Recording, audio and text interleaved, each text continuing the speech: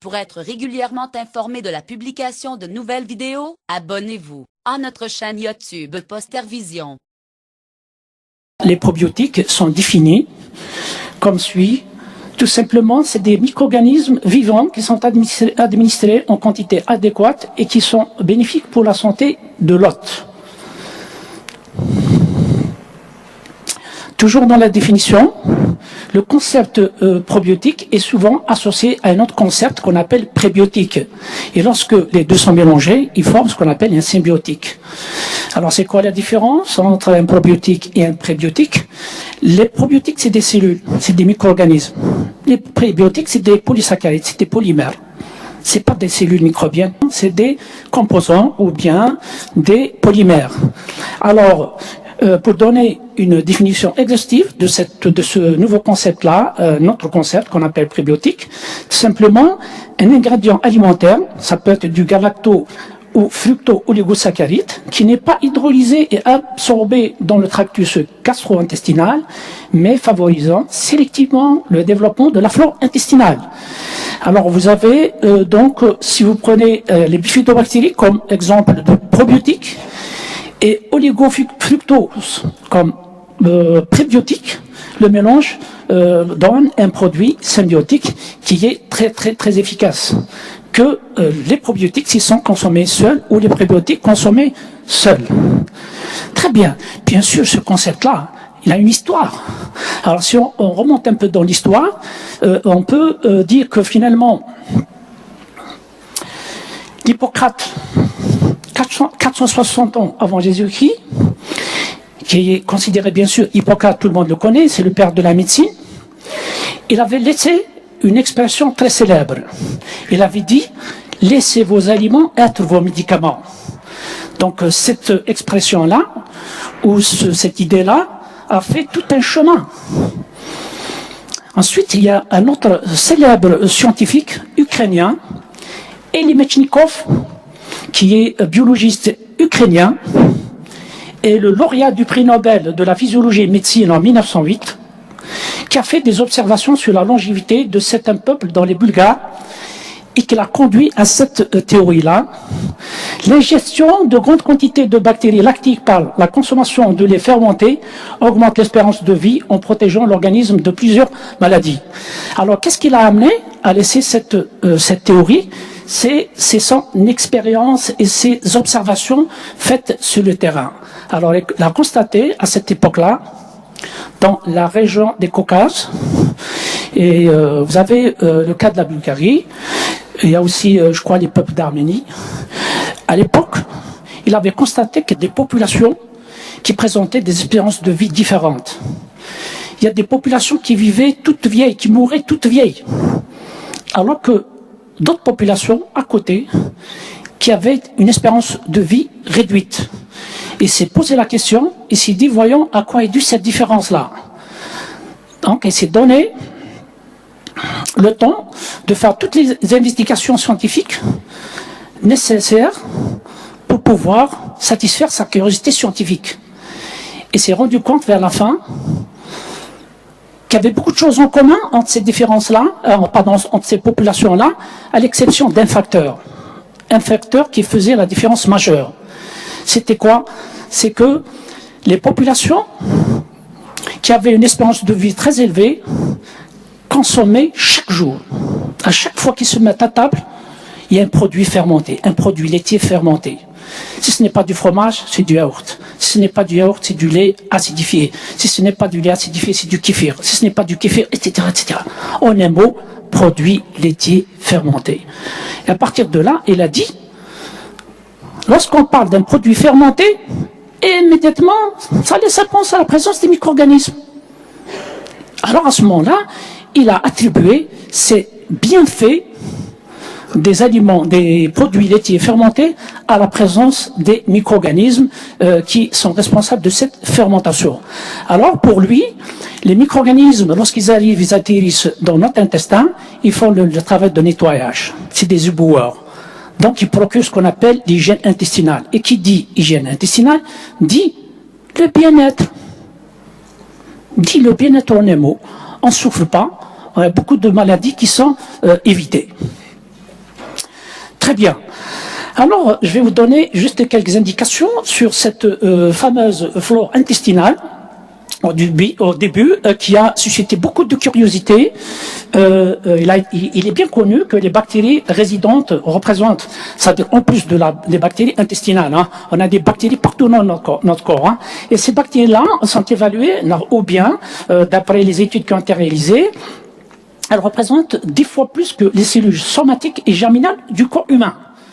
Et quand on parle spécialement de la flore intestinale, et beaucoup de scientifiques s'accordent à dire que finalement, c'est comme si un organe, on a tous un nouveau organe comme le foie, qui est doué d'une activité métabolique exceptionnelle. Très bien. Voici, si vous voulez, la distribution de cette flore intestinale. On la retrouve au niveau de l'ésophage d'abord, et puis à des concentrations croissantes. On la retrouve dans l'estomac, dans le duodénum, ensuite le jejunum, l'iléum et le côlon. Et vous allez constater que dans le côlon, cette flore-là est très dense, nombreuse et diversifiée. Dans notre flore intestinale, nous disposons tous des micro-organismes utiles et des micro-organismes néfastes, nuisibles. Alors, pour voir ça encore de façon plus claire, voici, si vous voulez, la frontière qui existe entre ces deux organismes ou micro-organismes. Nous avons ceux qui sont négatifs pour la santé et à droite, comme vous le voyez, des organismes, des micro-organismes qui sont positifs pour la santé. Alors, ceux qui sont négatifs, ils provoquent ce qu'on appelle la putréfaction intestinale. Tous les maux, les ballonnements, les gaz, les mauvaises odeurs qui se produisent dans notre intestin, ils sont issus de ce processus-là de putréfaction, c'est dû à ces mauvaises bactéries. Et les mauvaises bactéries peuvent être responsables aussi dans la formation de carcinogènes. Et comme elles peuvent, si vous voulez, elles peuvent être incriminées dans les diarrhées, constipations, infections, atteintes du foie, le cancer, toxigénèse, encéphalopathie. Et à droite, vous avez des micro-organismes qui se démarquent par leurs effets bénéfiques. Alors, vous avez donc l'inhibition de la croissance de bactéries exogènes et pathogènes. Nous avons leur implication dans la digestion. Nous avons aussi leur implication dans la stimulation de la fonction immunitaire. Et vous avez aussi la synthèse de certaines vitamines que vous connaissez tous, comme la vitamine K, qui peut être produite par ces bactéries qui se développent dans notre intestin. Alors, vous avez deux groupes qui sont très connus, très connus dans le domaine et qui suscitent beaucoup d'intérêt chez les industriels. Nous avons les bifidobactéries et les lactobacilles. Par contre, il y a d'autres bactéries qui sont à la frontière, qui peuvent, c'est des opportunistes, selon la situation, ils peuvent donc basculer d'un côté ou de l'autre. Alors, qu'est-ce qu'on peut retenir de tout cela? C'est que dans notre intestin, il y a un écosystème microbien équilibré. Lorsque il est déséquilibré, voici ce qui va en découler. Vous avez, si les organismes négatifs pèsent lourd, c'est-à-dire que sont dominants ou bien s'expriment plus que les autres. Alors, il va y avoir ce qu'on appelle la rupture de l'équilibre. Et la rupture de l'équilibre ou le déséquilibre va entraîner des troubles ou bien des maladies telles que les diarrhées, inflammation de l'intestin, infections, etc. Très bien. Alors, le déséquilibre que vous avez vu de nos jours, chaque jour, notre flore intestinale est agressée de tous bords.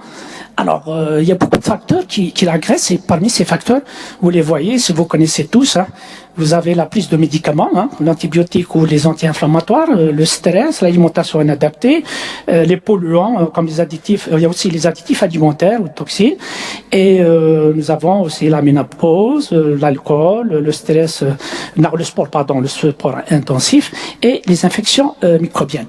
Vous voyez, dans la journée, il y a au moins un ou plusieurs facteurs de ces facteurs-là qui agressent notre flore intestinale. Très bien.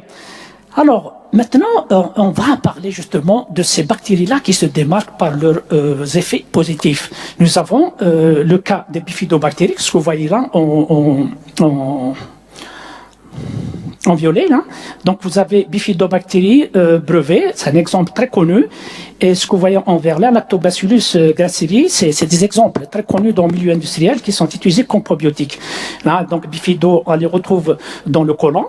Donc c'est des anaérobies strictes, c'est tout à fait normal.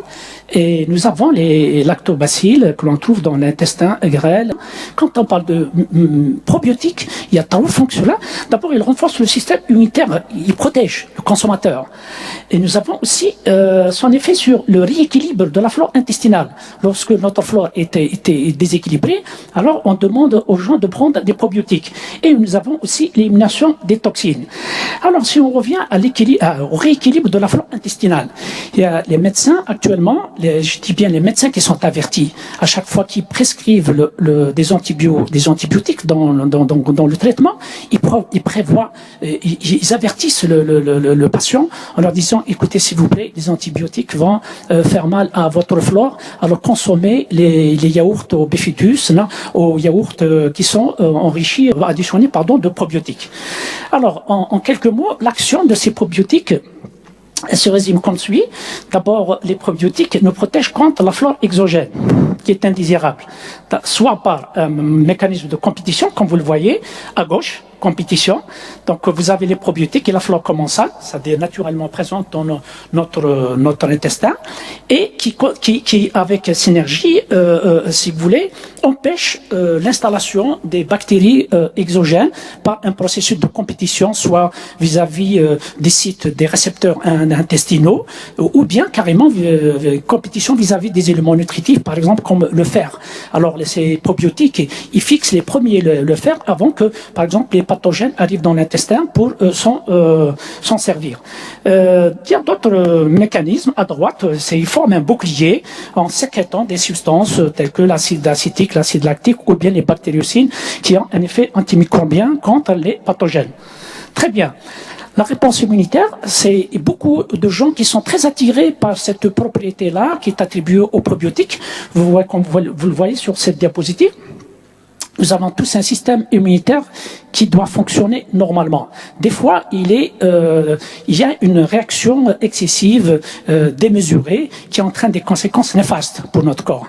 Alors, pour avoir cette homéostasie ou la tolérance, homéostasie donc entre la réponse humorale qui se manifeste par la sécrétion des anticorps, et nous avons aussi la réponse à médiation cellulaire. Lorsque l'une des deux réponses est excessive, il y a l'intervention des probiotiques qui entrent en interaction avec les lymphocytes TR. Les lymphocytes TR, c'est des lymphocytes de régulation qui sécrètent des cytotoxines qui jouent le rôle dans la communication cellulaire. Donc, ils empêchent que ce soit l'allergie ou l'inflammation chronique. Merci d'avoir regardé cette vidéo. Abonnez-vous et partagez-la sur Facebook. À très bientôt pour d'autres vidéos.